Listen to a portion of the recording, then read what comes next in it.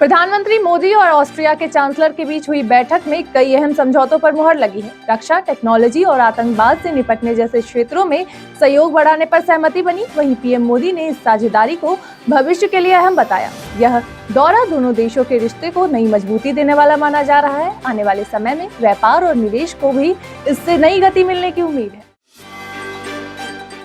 लोकसभा में महिला आरक्षण और परिसीमन को लेकर सियासत तेज हो गई है। समाजवादी पार्टी प्रमुख अखिलेश यादव ने बीजेपी पर निशाना साधते हुए कहा कि नारी को नारा बनाया जा रहा है। उन्होंने आरोप लगाया कि सरकार महिला आरक्षण को परिसीमन से जोड़कर इसे टालना चाहती है। विपक्ष ने मांग की है कि पहले जनगणना कराई जाए, उसके बाद ही परिसीमन लागू किया जाए। इस मुद्दे पर संसद में सत्ता और विपक्ष के बीच तीखी बहस देखने को मिल रही है।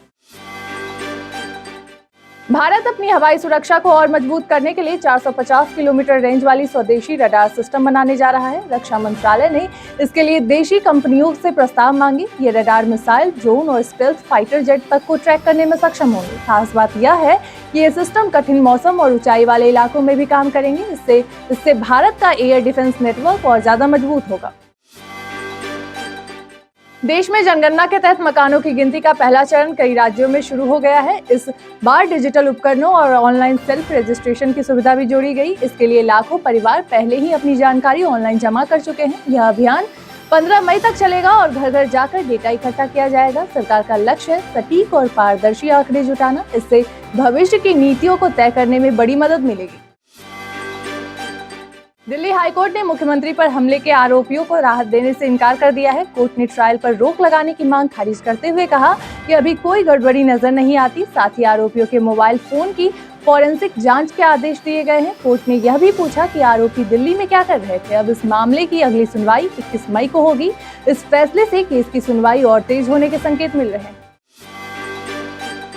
इलाहाबाद हाईकोर्ट ने धर्मांतरण विरोधी कानून के तहत बढ़ती झूठी एफआईआर पर गंभीर चिंता जताई। कोर्ट ने कहा कि इस कानून का दुरुपयोग एक चिंताजनक ट्रेंड बनता जा रहा है। पीड़िता के बयान में आरोपों को खारिज होने के बावजूद जांच जारी रखने पर कोर्ट ने सवाल उठाए। साथ ही राज्य सरकार से जवाब मांगते हुए मुख्य सचिव को हलफनामा दाखिल करने का आदेश दिया गया है। कोर्ट ने याचिकाकर्ताओं की गिरफ्तारी पर रोक लगाते हुए सुरक्षा देने के निर्देश भी दिए।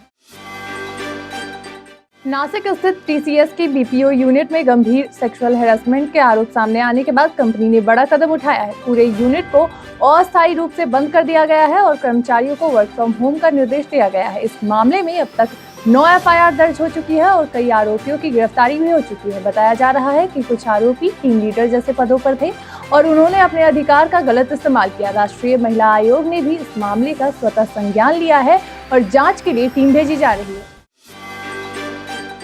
राजस्थान के बहादुर कांस्टेबल मान सिंह को शहादत के 44 साल बाद सम्मान मिला। 1982 में बैंक लुटेरों से लड़ते हुए उनके दोनों हाथ कट गए थे, लेकिन उन्होंने हार नहीं मानी। घायल हालत में भी डटकर मुकाबला किया और बैंक को लूटने से बचा लिया। अब उनके नाम पर पुलिस लाइन पार्क का नाम रखा गया है। यह कहानी आज भी साहस और बलिदान की मिसाल बनी हुई है। आज भी उनकी बहादुरी नई पीढ़ी के लिए प्रेरणा बनकर सामने आ रही है।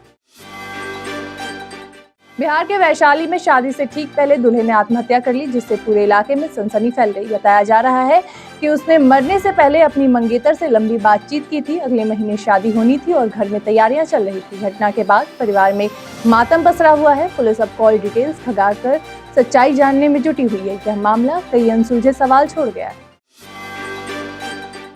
योगी सरकार ने जल संरक्षण को जन आंदोलन बनाने के लिए जल पखवाड़ा अभियान शुरू किया है। 16 से 30 अप्रैल तक स्कूलों और संस्थानों में जागरूकता कार्यक्रम चलाए जाएंगे। छात्रों को जल शपथ दिलाई जाएगी और प्रतियोगिताओं के जरिए उन्हें जोड़ा जाएगा। हर दिन गतिविधियों की ऑनलाइन मॉनिटरिंग भी होगी। सरकार का उद्देश्य है कि पानी बचाने की आदत बचपन से ही विकसित हो। इससे समाज में स्थायी बदलाव लाने की कोशिश की जा रही है।